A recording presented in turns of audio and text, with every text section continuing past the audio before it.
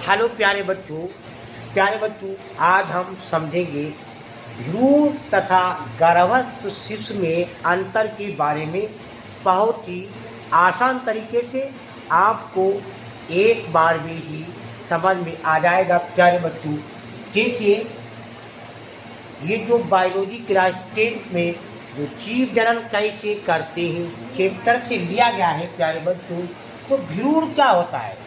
भ्रूण जो होता है वो शिशु की एक प्रारंभिक अवस्था होती है जिसमें अंग बनते हैं, यानी अंग बन रहे होते हैं। और गर्भस्थ शिशु जो होता है इसको फीटस बोलते हैं। इसमें जो अंग होते हैं वो बन चुके होते हैं और उनमें वृद्धि होती है और विकास होता है। तो अब दोनों में अंतर के बारे में आइए प्यारे बच्चों समझते हैं। वीडियो को लाइक, सब्सक्राइब, कमेंट, शेयर अवश्य कर देना।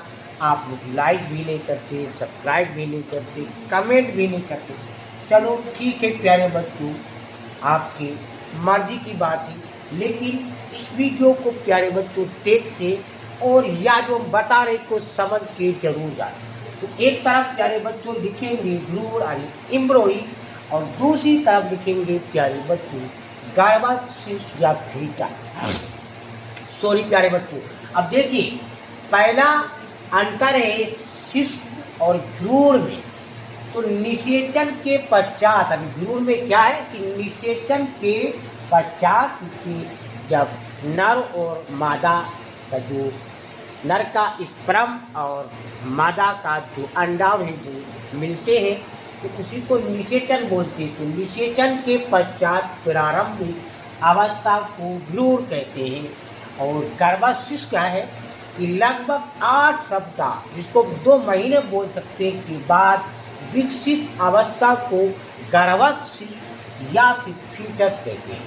दूसरा है भ्रूण, जिसको हम एम्ब्रियो बोलते हैं। तो इस अवस्था के प्रथम ये जो अवस्था आती है भ्रूण वाली, तो इस अवस्था में जो प्रमुख अंग होते हैं वो बनने शुरू होते हैं। और जो फीटस में क्या होता है प्यारे बच्चों, इस अवस्था में अंग बन चुके होते हैं और उनका विकास व वृद्धि होती है। तीसरा है प्यारे बच्चों कि जो भ्रूण होता है इसका आकार बहुत छोटा होता है और जो गर्भस्थ शिशु फीटस होता है आकार बड़ा होता है और बिल्कुल मानव जैसा, मानव जो शिशु होता है उस जैसा दिखाई पड़ता है।